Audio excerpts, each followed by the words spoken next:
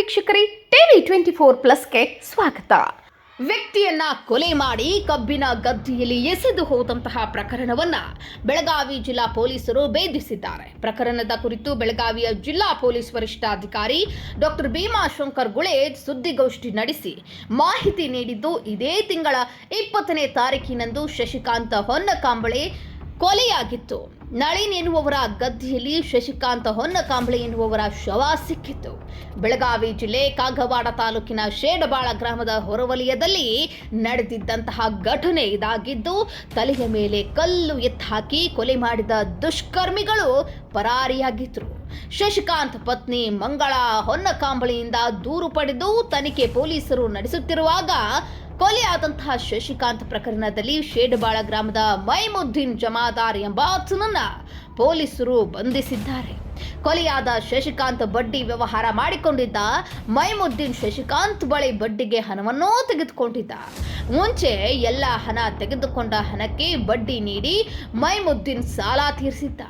ನಂತರ ಶಶಿಕಾಂತ್ ಬಳಿ ಮರಳಿ 20,000 ರೂಪಾಯಿ ಸಾಲವನ್ನ ಮೈಮುದ್ದೀನ್ ಪಡೆದಿದ್ದ.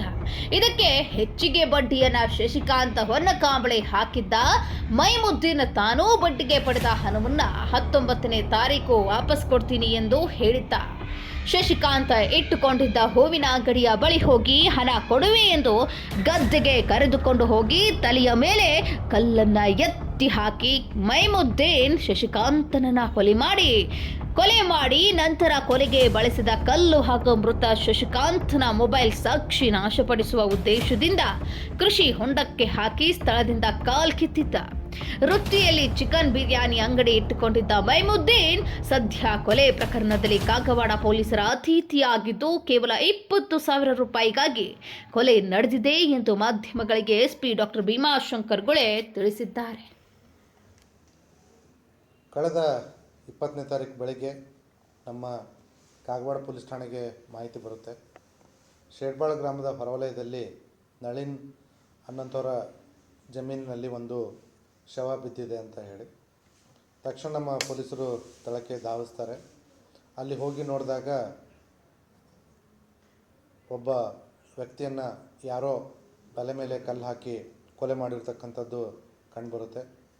ಆ ಪ್ರಕಾರವಾಗಿ ನಮ್ಮ ಪೊಲೀಸರು ಮೃತನಾದಂಥ ಶಶಿಕಾಂತ್ ಹೊನ್ನಕಾಂಬಳೆ ಅವನ ಪತ್ನಿಯಾದಂಥ ಮಂಗಳ ಕಡೆಯಿಂದ ಒಂದು ಕಂಪ್ಲೇಂಟನ್ನು ತಗೊಳ್ತಾರೆ.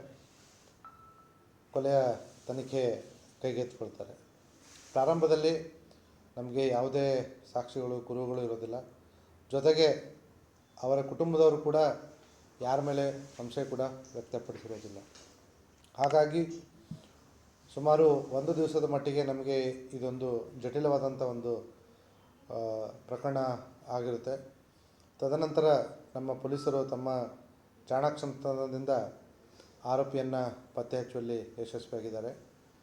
ಅದೇ ಊರಿನ ಫೈಮುದ್ದೀನ್ ಮುಲ್ಲಾ ಸಾಬ್ ಜಮಾದಾರ್ ಅನ್ನುವಂಥ ವ್ಯಕ್ತಿ ನಮ್ಮ ತನಿಖೆಯಲ್ಲಿ ಕೊಲೆಗಾರನಂತ ಕಂಡು ಬಂದಿದ್ದರಿಂದ ಅವನನ್ನು ನಮ್ಮ ವಶಕ್ಕೆ ಪಡೆದುಕೊಂಡು ತನಿಖೆಯಲ್ಲಿ ಅವನು ತನ್ನ ತಪ್ಪೊಪ್ಪಿಗೆಯನ್ನು ಹೇಳಿರೋದ್ರಿಂದ ಮಾನ್ಯ ನ್ಯಾಯಾಲಯಕ್ಕೆ ಮುಂದಿನ ಕಾನೂನು ಪ್ರಕಾರಕ್ಕೆ ಒಪ್ಪಿಸಿದ್ದೀವಿ.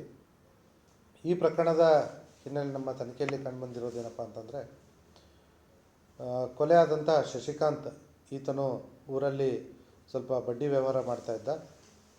ಅದೇ ರೀತಿಯಾಗಿ ಈ ಫೈಮುದ್ದೀನ್ ಕೂಡ ಶಶಿಕಾಂತ್ ಹತ್ರ ಸಾಲ ತೆಗೆದುಕೊಂಡಿದ್ದ.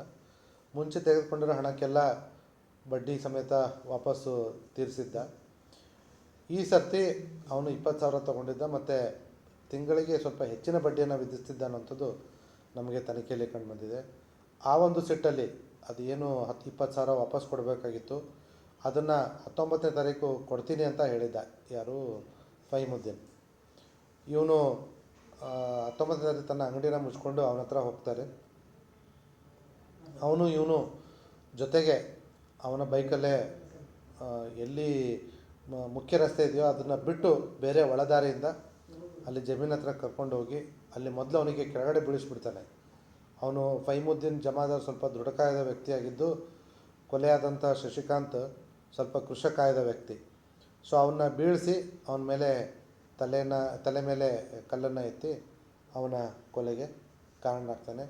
ಕೊಲೆ ಮಾಡಿದ ಮೇಲೆ ಅವನ ಮೊಬೈಲು ಮತ್ತು ಕೊಲೆಗೆ ಬಳಸಿರ್ತಕ್ಕಂಥ ಅದನ್ನು ಅಲ್ಲೇ ಪಕ್ಕದಲ್ಲಿರ್ತಕ್ಕಂಥ ಕೃಷಿ ಹೊಂಡದಲ್ಲಿ ಎಸೆದಿದ್ದು ಅದನ್ನು ನಮ್ಮವರು ಮೊನ್ನೆ ದಿವಸ ಕೃಷಿ ಹೊಂಡವನ್ನು ಖಾಲಿ ಮಾಡಿ ಅಲ್ಲಿ ಈ ಕೊಲೆಗೆ ಉಪಯೋಗಿಸಿರ್ತಕ್ಕಂಥ ಕಲ್ಲನ್ನು ಸೀಸ್ ಮಾಡಿದ್ದಾರೆ. ಜೊತೆಗೆ ಮೃತನ ಮೊಬೈಲ್ ಕೂಡ ಅಲ್ಲಿ ನಮಗೆ ಸಿಕ್ಕಿದೆ.